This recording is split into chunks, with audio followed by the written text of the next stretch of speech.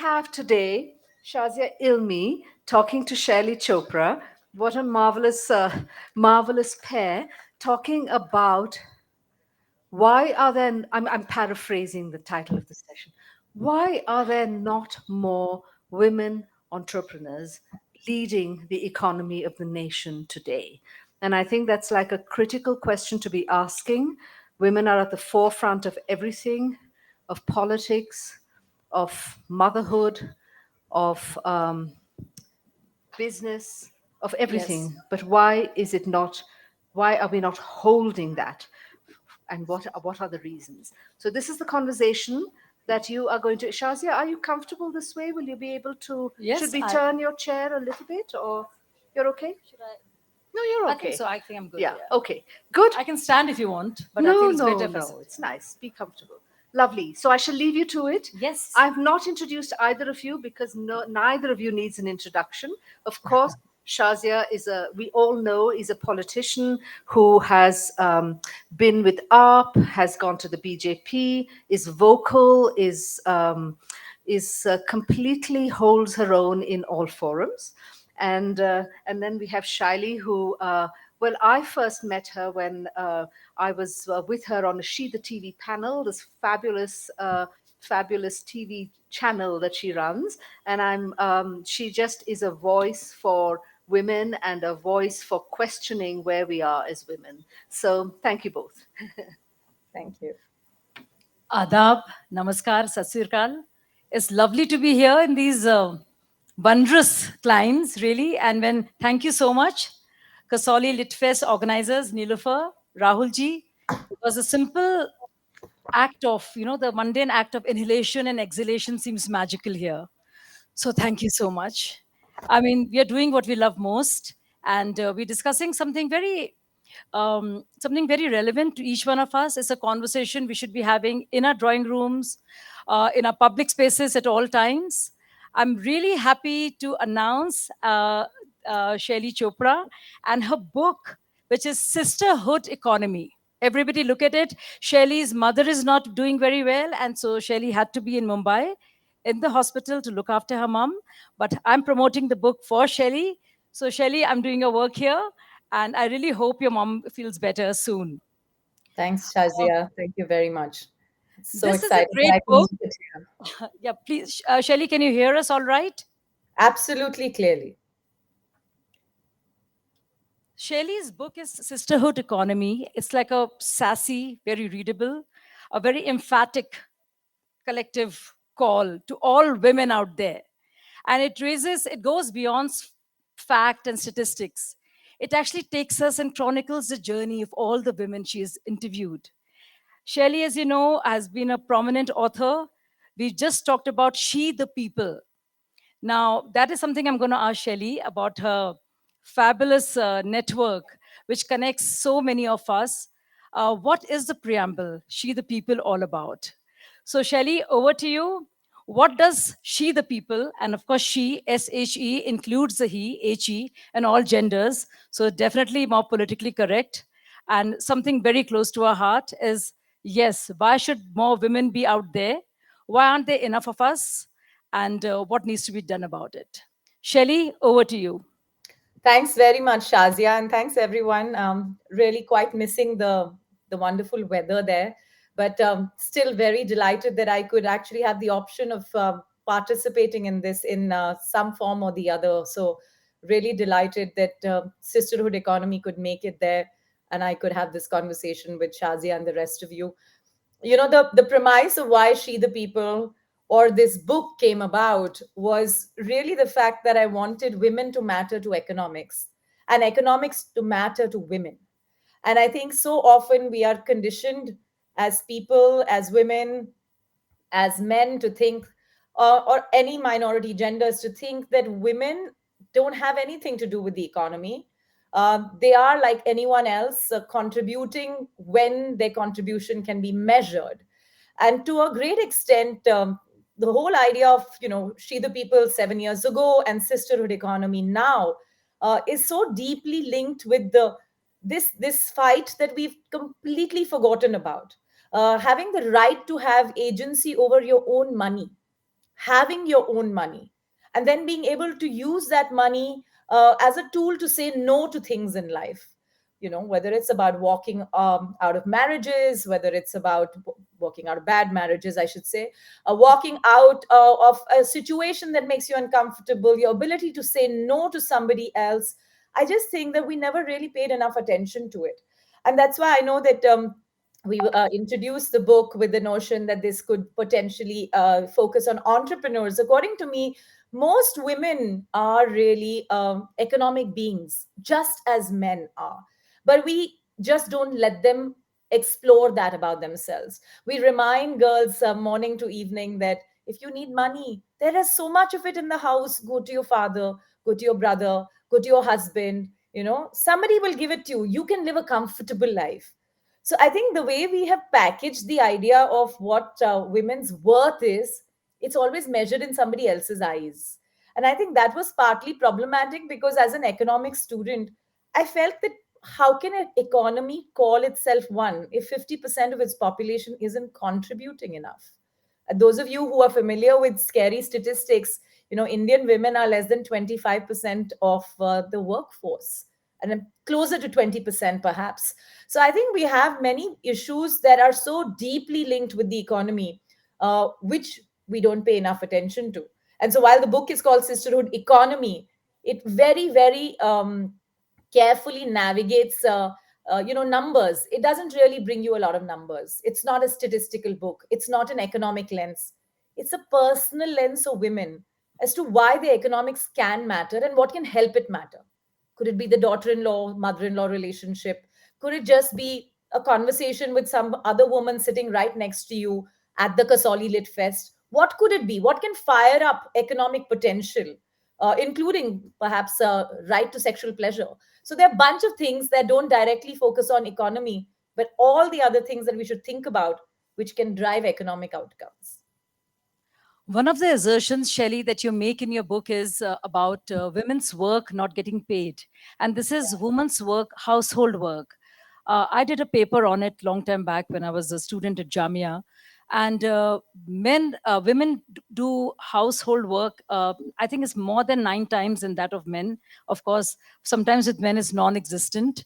And they are, if that work were to be monetized, and there has been talk of that, what would that mean?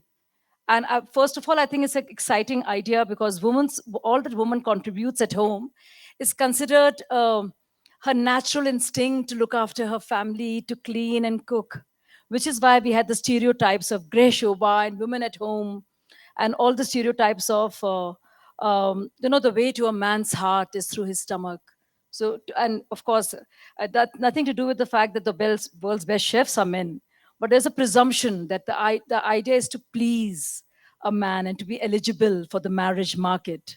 What have been your experiences in your interviews with women on She the People? So for the book, I interviewed about 500 plus women. But as you know, in the course of the last 7 years, She the People has interviewed 500,000 women. And a lot of these conversations are with everyday women. So the notion has always been that who do you call an achiever, right?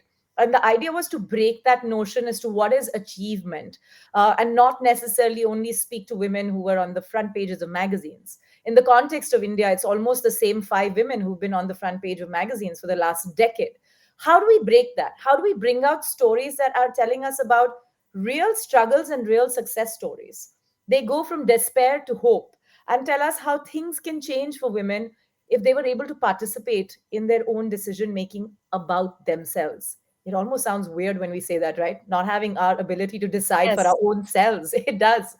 Yeah. So I think when we talk about these very critical issues of housework, just in India alone, 92% of Indian women are participating in unpaid work. Compare that with men, the number is less than 25%. Payment of all of this in terms of, there is no way to measure it. We're all discussing it. It's for many of you who are part of, watching news affairs on a regular basis, know that it's not an easy debate to have. Both men and women recognize that. But I think what's really fascinating to me is that we forget that all women are working women. Only few are salaried. And if we start paying attention to that, we will recognize that there is a worth that a woman has to attach to the amount of hours she toils at home and how she raises her kids, or whether she's a single caregiver to her mother or father and has decided not to get married, etc. I think a great deal of that is packed in this book, trying to peel over some of the issues that it brings along, but most importantly, remind us all that measurability, if that is the lens of the world, let's start putting some numbers to what household work is, right? And so I remember one of the women who I spoke to argued that, how do I measure the love I'm giving to my child? And I said, I agree with you, it's hard to measure that, right? Because it is care and love and various other layers together. And if somebody was to get paid for it, so is packing the tiffin for her child with love really worth paying for? Yeah, right. And I think so there is conflict in the idea of housework being measured, but I think the purpose of why it needs to be measured needs to be understood more clearly, which is to provide a more equal and level playing field. Now, the big problem that I have with this entire thing of measuring household work is not so much as to what a figure we put with it, but the fact that we actually might stereotype women in becoming permanently houseworkers because we are just paying for it. You know what I mean? Just because we put a number, so now we'll say, oh, listen, you wanted numbers, you wanted to be paid for it, here you go, now don't look out for other careers and ambitions because I'm putting a price to it, and so you have no reason to crib now. So I think there are layers to it that need to be looked at, but the need for that Sure. conversation is so important. Shelley, a very interesting chapter about Saas Bahuwan. And I think there is a stereotype that besets and the tone, in the Indian context and our social structures. And I wanted to speak to you about that essentially. The whole dynamics, the interpersonal dynamics, and the idea of patriarchy. Now, every time we talk about patriarchy, it becomes a conversation or something to do with the conflict between men and women. I think it's important to say very often women themselves are repository of patriarchal thought and pass it down. So it's more of a struggle of men and women working together to create a less patriarchal setup and not so much a fight or conflict between men and women.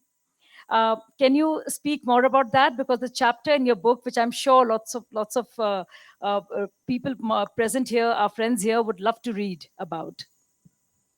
Yeah, thanks, Shazia, for asking that. And I know that Cyrus is in the house there. I was talking to him earlier in the week about the book, and this chapter did come about. But the whole idea really is here to note that while we are often trying to splice out various aspects of patriarchy, and no doubt women are also sort of temples of it in bits and parts.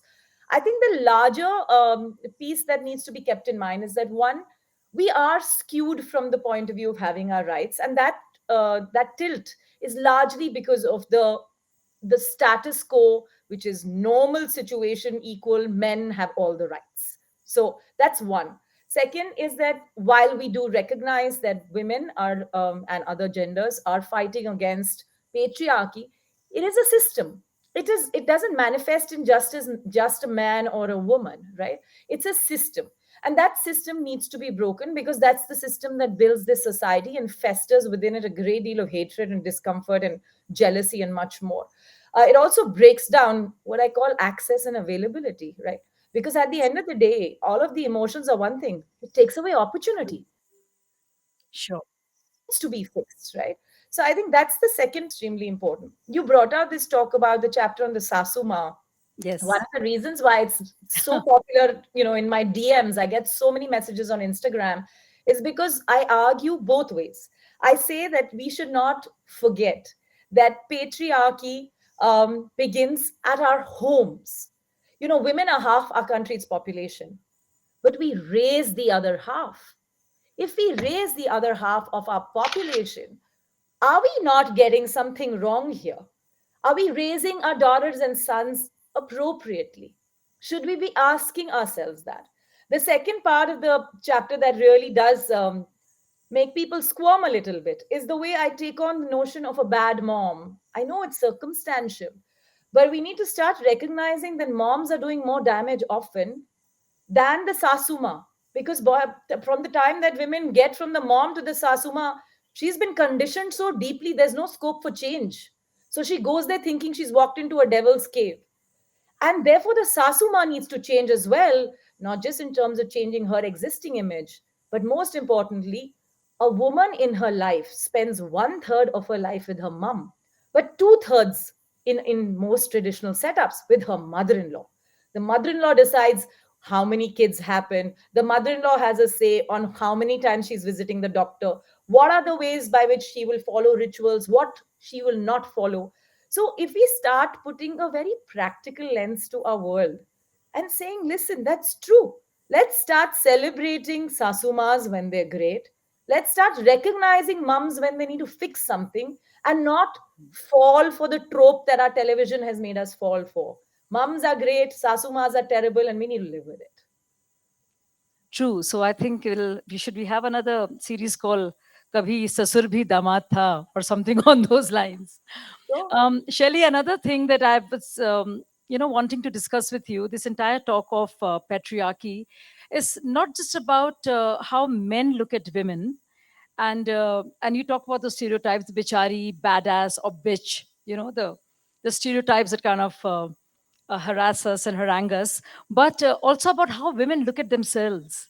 And yes. I cringe, when in the popular cinema sometimes when I see Ravina Tandon say, "मैं cheese बड़ी हूँ mast mast," and I feel like saying that, just speak for yourself, because some of us don't want to be mast cheese. We want to be like on cigarette smoking ads. There is no cigarette smoking is injurious to health. So one of my new PILs is going to be that all the actors who are talking about objectification in this way are speaking only about themselves and not for the rest of us. So I wanted to ask you this question: how the women look at themselves also from a very male point of view. My Yeah. problem area, my age, will he like me, will he not?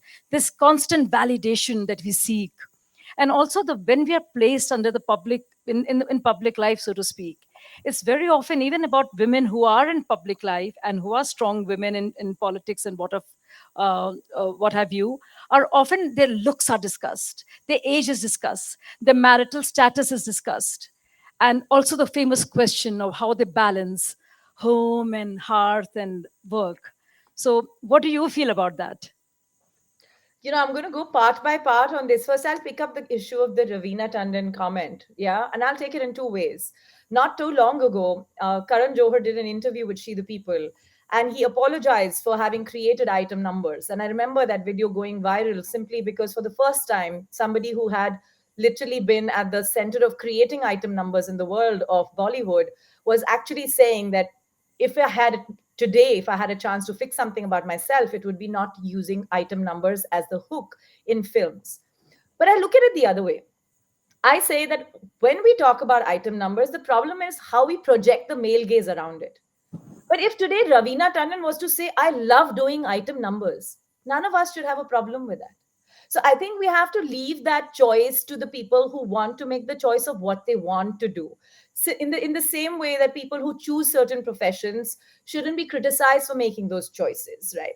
So I think there's a fine line there where our film industry needs to spend some time, deliberating why we have put our actors, films, women in traditional tropes of bichari, bitch, or badass. And this term, or what I call the triptych, was shared, by Ananya Pandey in an interview, and she said that look, the stereotypes even in 2022 haven't gone because a woman is first judged on her looks, right? Today, you go to a coffee shop and somebody walks in just alone. The first thing they'll first see, in how do we label her? That's the first question in their head. Is she the bechari types? Is she the behenji types? Oh, she looks like the bitch types. No, no, perhaps she's like the person who doesn't have company types. So I think what's happened to women, young, old, or just finding their ways, is that they're tired of getting these labels attached to them. And they're beginning to wonder that, you know what? Nobody has a label for men. The worst label they get is he looks a bit shy and introvertish. Imagine if those labels, the ones that women are so used to getting copious amounts of, were shared, for men, it would be very, very different. And I think a lot of people here would resonate because either they're hearing it from their daughters or sisters or friends or just partners. The other piece that you brought about there is that as we do this, women end up judging themselves. Not only we judge ourselves, we judge what others think of us, what men are thinking about us. Are we living up to the expectations of the other person? Are we looking nice enough to get a compliment from them? I remember somebody saying, "Hey, listen, you're so happy getting a compliment from a girl. That's not a guy giving you a compliment." And I'm thinking, how is a compliment not different? I mean, why is it different? Whether it's a guy or a girl or anyone else giving you one. Because we have created structures of patriarchy where we say that your validation as a person, often as a mother, as a wife, or just as somebody's partner, girlfriend, potential partner, single woman, is all dependent on how a man sees you.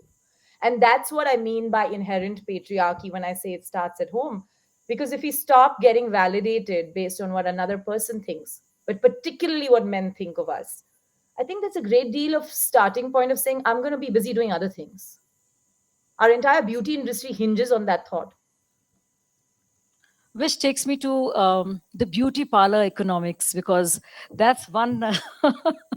I know it's isn't the most intelligent way to have the segue, but I think it goes right there because the words come clearly to me. So tell us a little something about that, and women as contributors to GDP, and what do you see happening around you, the trends in New India? What is the new Indian woman doing? So that chapter is a really powerful chapter, and I would really urge all of you to read it because it's a chapter that plays out in our homes. And the reason I call it beauty parlor economics is because we really don't count women who come around offering beauty services, masseur services, or any at-home services of any kind. Okay, and it's a very powerful reason for us to start rethinking economics. We don't bother to think about people who are offering these services as those who are doing economic contribution, because majority of them earn in cash, and they go and spend some of that cash in in a proper store, but most of it just goes into another cash economy. Now, why is it important? Because women who are working in all of these small mom and pop parlors are huge harbingers of what is micro entrepreneurship.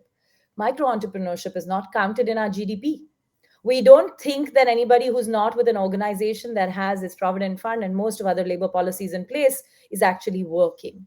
And I think that's problematic. Large number of these women who are, as we call them, in condos, massage wali didi or like massage wale bhaiya, or anybody who comes supporting, runners and other people who are seeking these services, are victims of this situation. Now, the reason this chapter is really interesting because it has stories of women who say that, why I come to a fancy building in Gurgaon to offer these services. Yes, the money is good, but I get to see other women and how they navigate their lives and how they talk to me about me being a working woman. These women are earning whatever 20, 30,000 rupees in cash and going home and getting financial agency in front of a husband who's actually not earning anything at all. Now, when we look at economics, which economics books talk about agency as an important factor in economic process? They don't. They don't talk about the fact that sometimes inspiration is economics. If you're sitting at the airport and the person next to you has fired up an energy in you and you've actually gone and done something, right? Whatever that is economics. The fact that Anita, whose story I've mentioned here, came up to me and said, दीदी हम आपके घर इसलिए आते हैं because हमें पता चलता है कि हम क्या कर सकते हैं, हम और क्या बन सकते हैं. That is economics. This notion that economics is transactional is problematic. Economics is about people, and people are about feelings, right? Feelings like love, hate, inspiration, wanting to do more. That's what the chapter actually tries to bring out. Great. You earlier mentioned the item song syndrome, and I was Shelley. You'd be surprised to know that most of the famous item songs in until 4 or 5 years back were done by very smart. They were produced and directed by women. So there's also that whole the whole transactional analysis of जो दिखता है वो बिकता है. So you say there is no issue and people have a choice to do what they want to do. But don't you think that constant objectification, as opposed to what Vidya Balan does as a hero of the films, also takes away some agency from women in popular culture?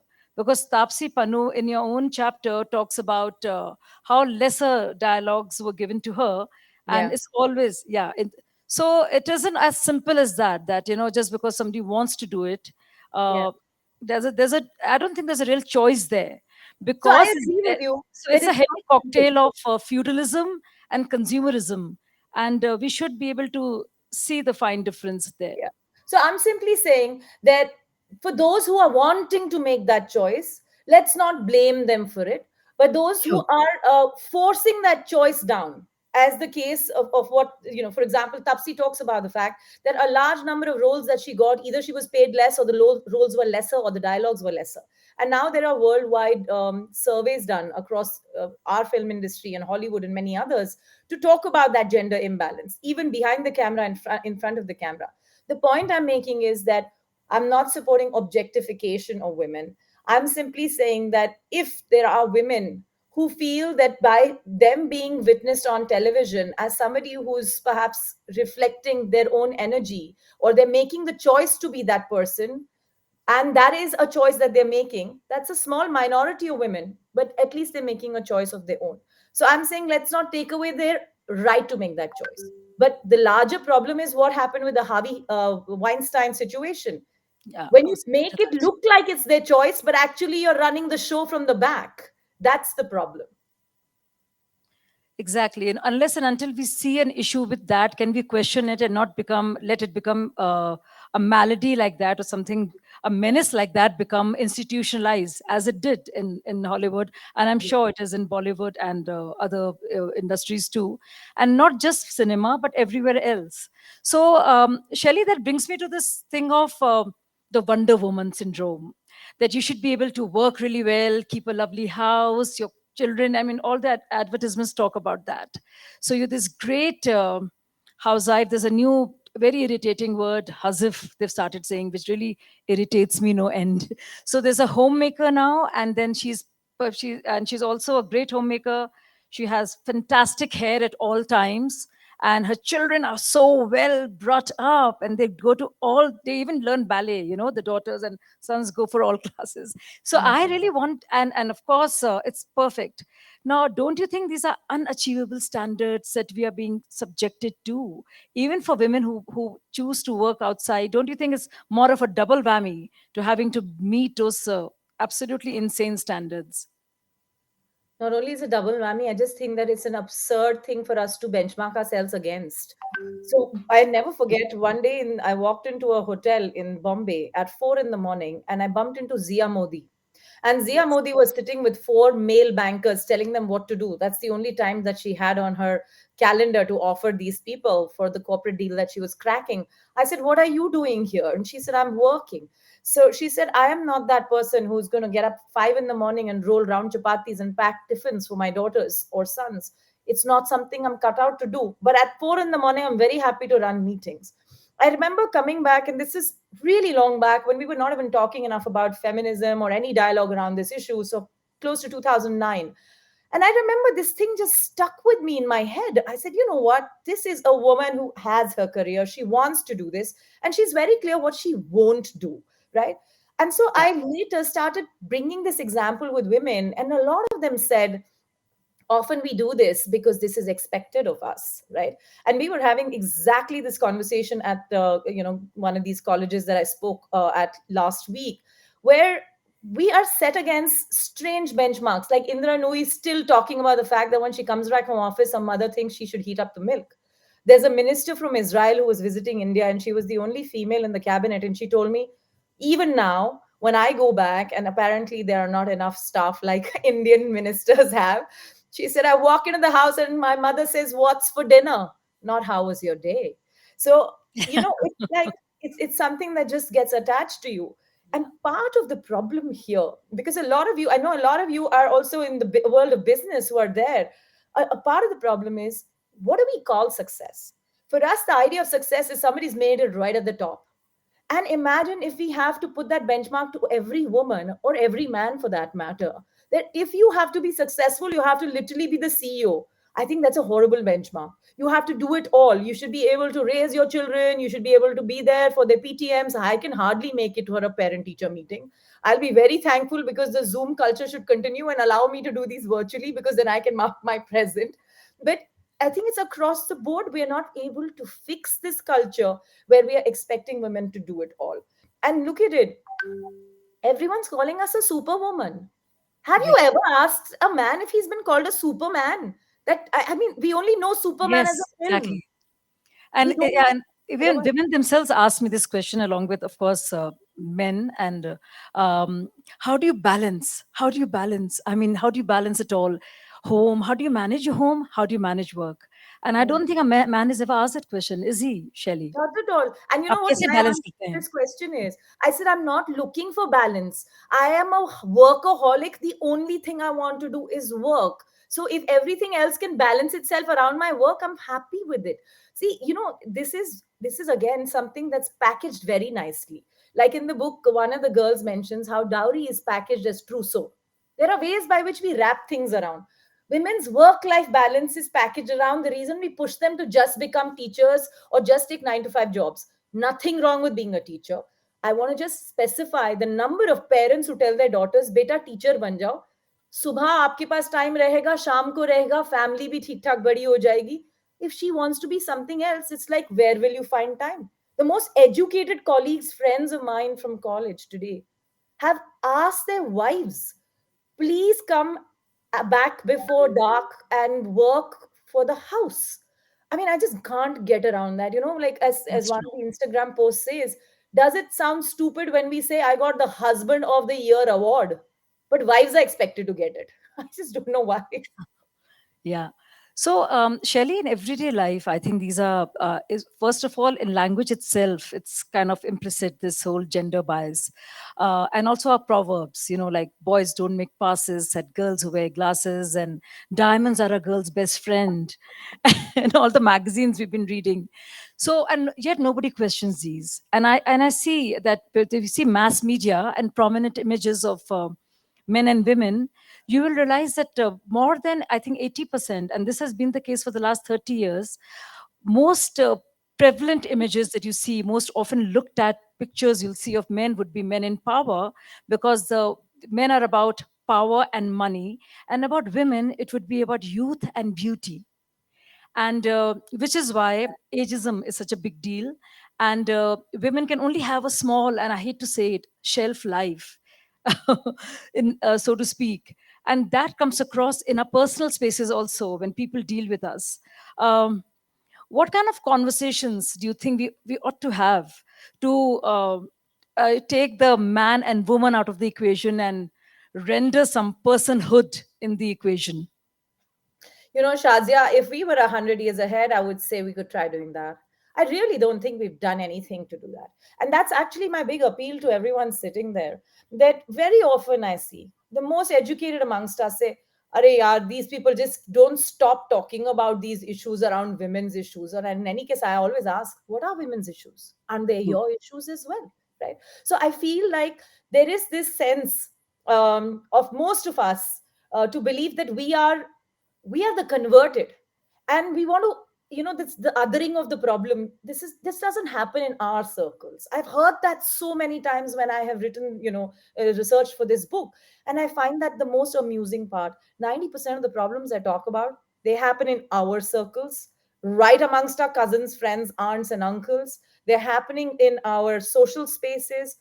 The reason it's happening is because we are not recognizing that women are getting a fairly raw deal when it comes to access and opportunity. And if we don't get to that point, we will be very soon debating stuff like personhood without having equalized the level playing field. Sure. Without equaling the level playing field, we are already talking about dissing feminism, looking at humanism. And what is feminism? The term has been really, unfortunately, I don't know even how to say this, but it's Yeah. truly bastardized in our world. Feminism is nothing but the choice of making a choice. And if we can just get that right, we will start seeing a lot of things. Until it happens to us in our own homes, we don't wake up to it. That's a problem. We need to start talking more and being sensitive. You talked about the lexicon. I really think boys will be boys. Our political Sure. world has used enough Hindi versions of that, right? Sure. And justified rape, for example. And the same thing happens around us. Even now, we are seeing Punjab is the state that I come from. And in the book, I talk about how so many women in my environment were offered Ayurvedic capsules to produce boys. In the book, this is the state of the country today. So let's not trivialize the issue because they call it women's issues. Like on a Sure. panel, Of often course. people say, why don't you tell us about what women are facing? So I said, I'll certainly tell you, but the five other men on my panel, please ask them too, because they employ men. It's not like they're blind to what happens women. It's not like they're blind to what happens to women in their workplaces. Let's ask men questions about women as well. You know what I mean? Yes. My last question to you, because I think we have limited time and we leave some time also for questions. So I keep hearing these stereotypes about burqas and burkinis and bikinis and what have you. And I've realized that in the course of I mean, I come from a Muslim Sunni household from Kanpur.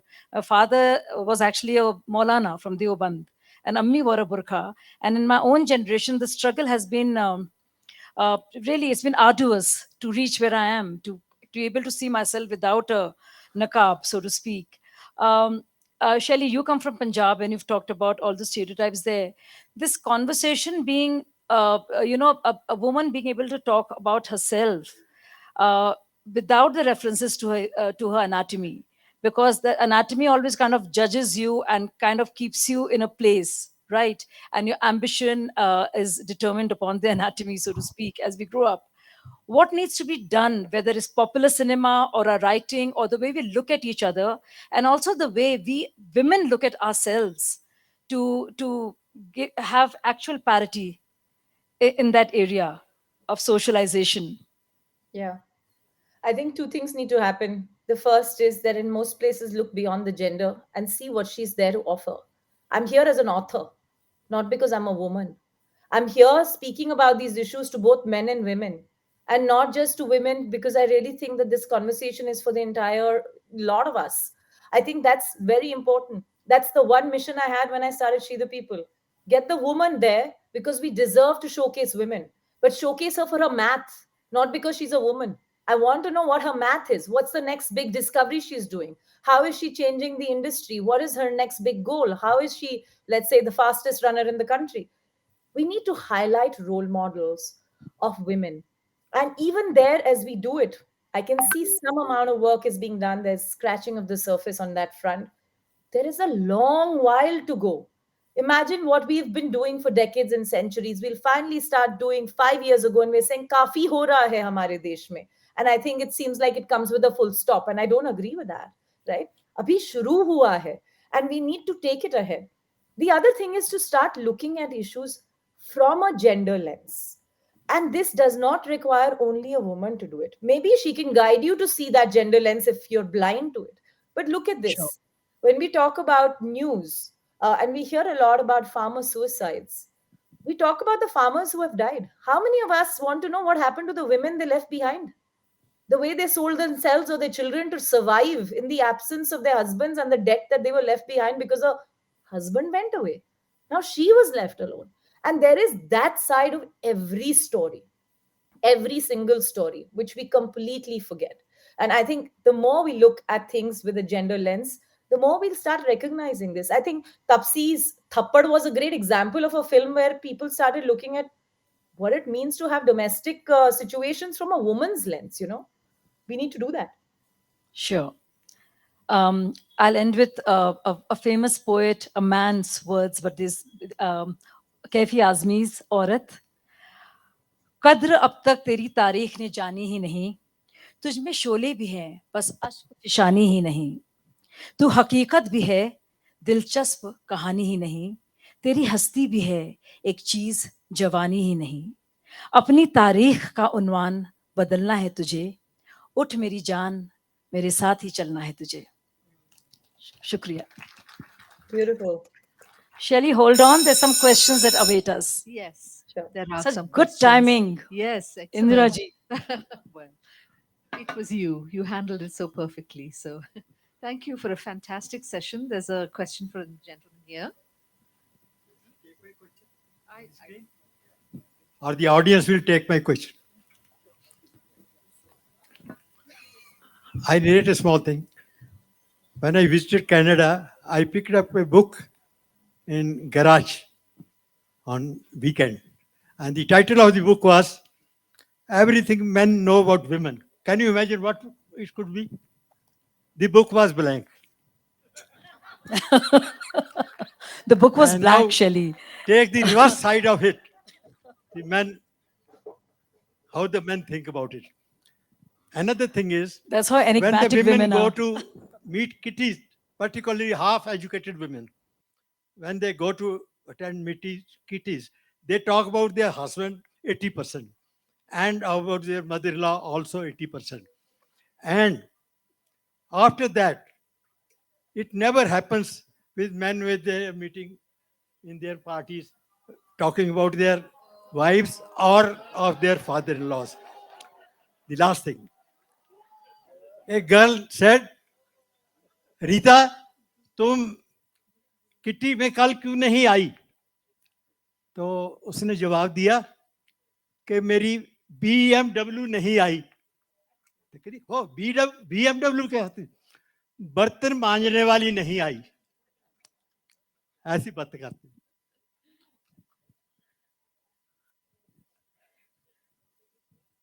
I don't know what to respond to Yes, well, that. men don't know much about women, and women don't know much about men, and those are the stereotypes. But I think instead of these very important conversations become Yeah, trivialized, yeah. and and there's a lot of humor about mother-in-law, daughter-in-law, and I don't think that does us much service. They are very important discussions to have, and of course, we should laugh at everything, but sometimes it's far too sinister than to be Can I make brushed a very small up appeal? with humor. Because I just wanted to make a small appeal. Can I? Yes, please. Okay. My appeal to a lot of people there, I think large number of you are on WhatsApp groups. Large number of you are constantly looking at stuff that's coming at you. I think if each one of us makes a important point in these WhatsApp groups, which are constantly stereotyping women, right? I Great think idea. we will really fix it because it's not a joke. And the other thing is that while the person who just raised this about half educated women, has anybody asked? I have nothing against kitties. They are such a great outlet for other women to speak to other women about problems they have, because who else is listening to them anyway at home? So I feel that there is no concept of an educated woman being an equivalent of a smart woman or a half educated. The most uneducated women often do the smartest things in terms of how they That's raise true. children. So education has no connection. I would only simply say, It's a fact. yeah, Shelley, whether when I was in Mumbai or Delhi now, I mean, the best advice I've got is from women who who might not be very well educated, but they've always been there and they've had the sagest advice. So I totally agree with that. Any more questions? One. Yes. Yeah. I'm Kiran Chadda. I'm an author, poet, and a bureaucrat. I've worked all my life. I'm 72, and I have no regrets regarding equality, although I've had to fight many times. But my question is, and I like the idea of what Shelley said about choice, is the choice of each and every woman to do what she likes best. So, for example, my sisters, we are from a big family. When I asked them that, "Kabhi aapka dil kiya tha to be independent economically?" They said no. We're happy running a house. I've raised two or three children and I'm absolutely at peace. So the question is of choice, which Shelley said very well, that let the women decide and let men not interfere in that and let men not make fun of women. That's what I don't like at all.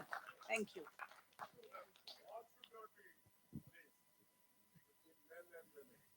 That's a good point. More I women, I think think we should. Yeah, I think we'll some women from day yes, one. yes, exactly. And then there's a gentleman at the back as well. Do I have a volunteer to help? It doesn't matter. I can do it. But I can do anything. I'm a woman.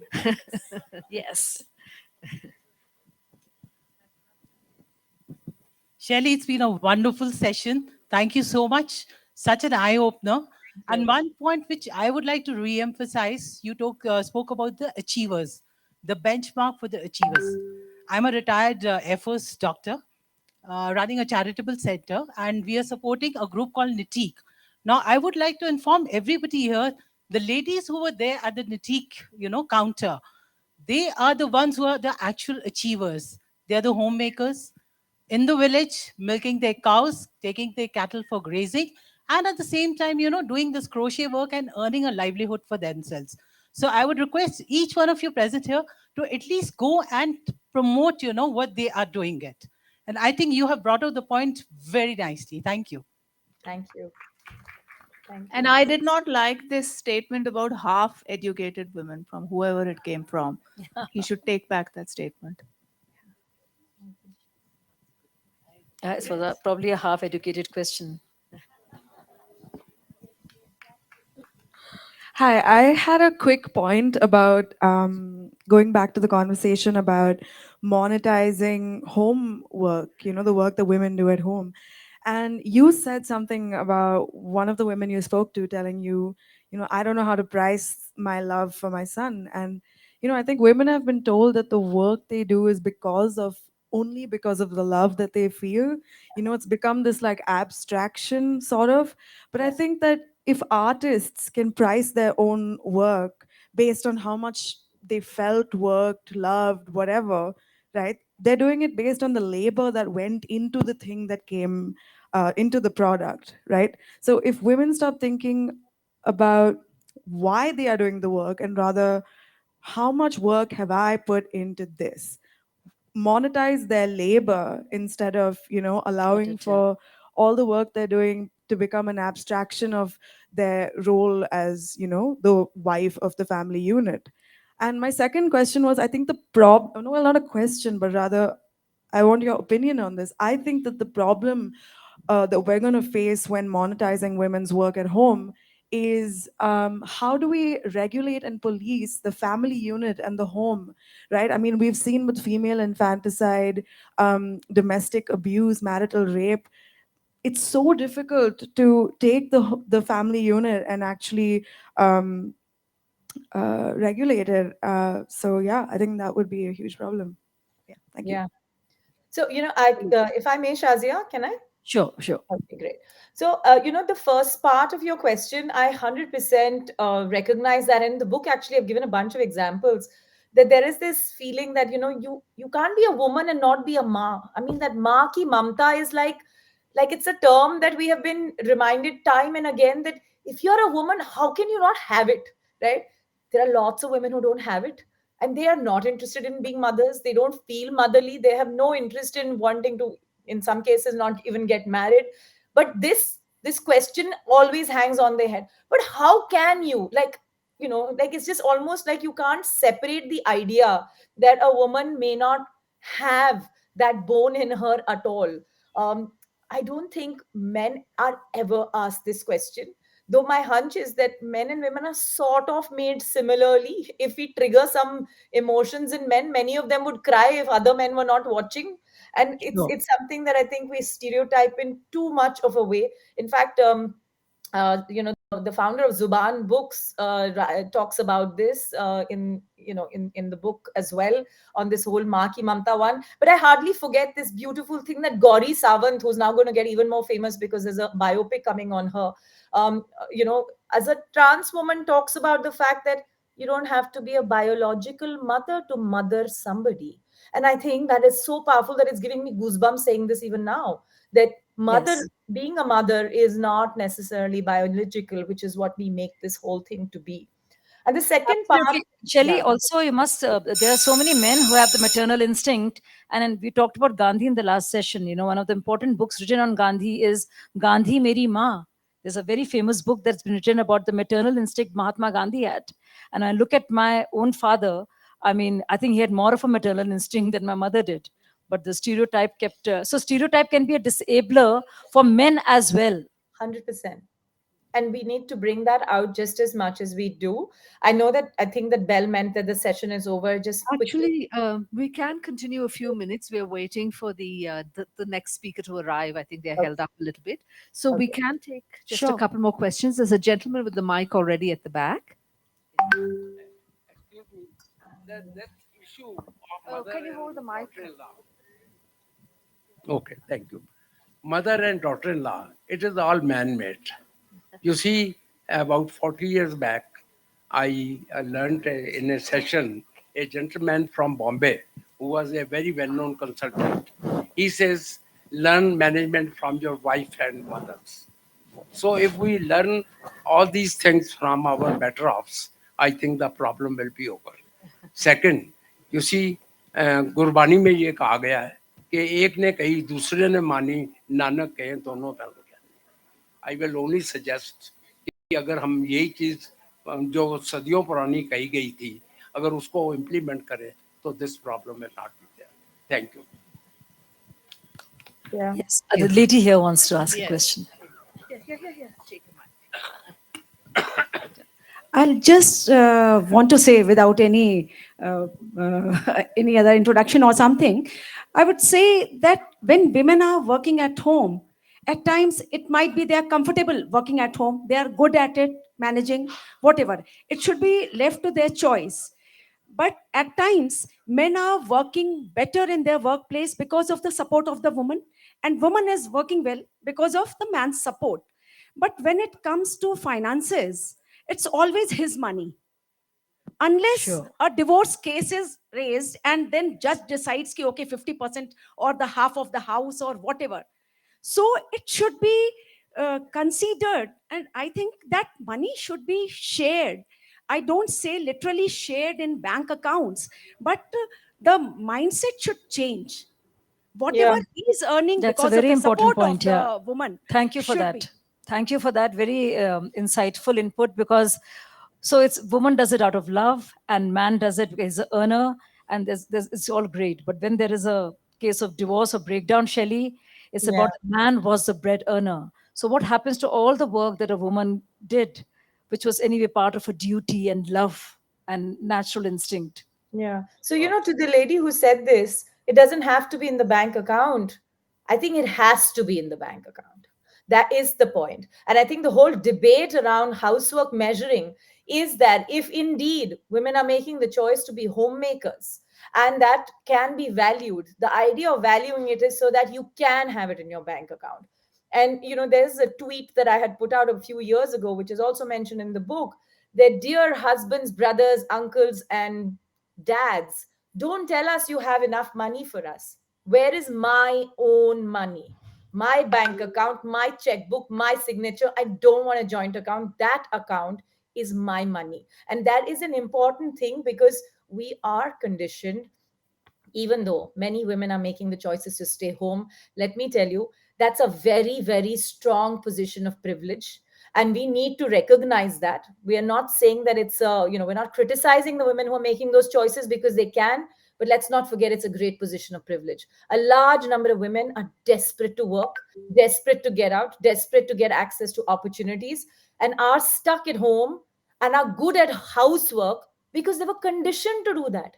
I mentioned this in the book. Class 8th, my mother taught me how to roll chapatis with a blindfold so that I could do round chapatis by the time I hit marriageable age. I'm not alone. And I come from a progressive middle class house. We are constantly being conditioned to do things to get prepared for the marriage milestone, not for the PhD milestone, not for a BA milestone, not for a financially independent milestone.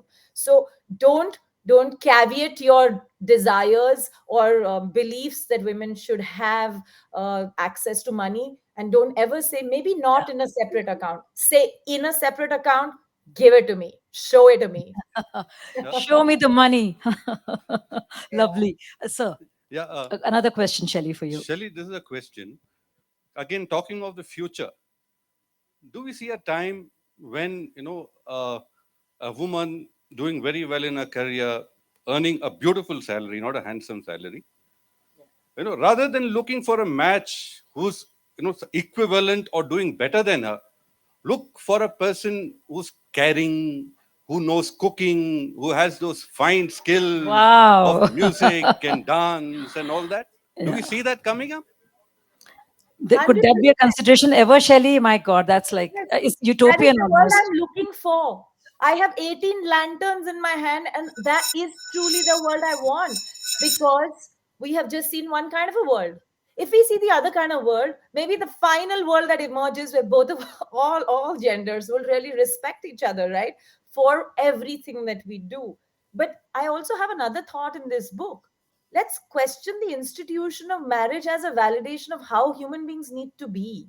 I really think that we are not doing that enough. And that chapter which says the arranged marriage fish market is almost a joke, because it partly makes you laugh at the irony of how we celebrate the notion of marriage in India. As Harini Kalamoor in the book says, she talks about, she chooses to be single, and she says marriage was nothing but pass me the salt. I can't tell you how powerful that line is, because it reminds us often about marriages that are just continuing because they have no other outlet. You know, I Yes. think we should look at both these things. Yes, we have a lot of gentlemen in the audience who want to ask questions, which is wonderful. I think you've that has provoked them into thinking about things. But unfortunately, gentlemen, I have to wrap it up now. The next session is about to start, and this was really, really provocative, interesting, important, and well managed, Shazia, with this complication of having to speak with Shaili on screen, Yes, and she thank was you. just there with us, completely present. So it was great. Thank Thank you. you. Thank you Thank- very much. Good Thank you. night. Good night. Bye.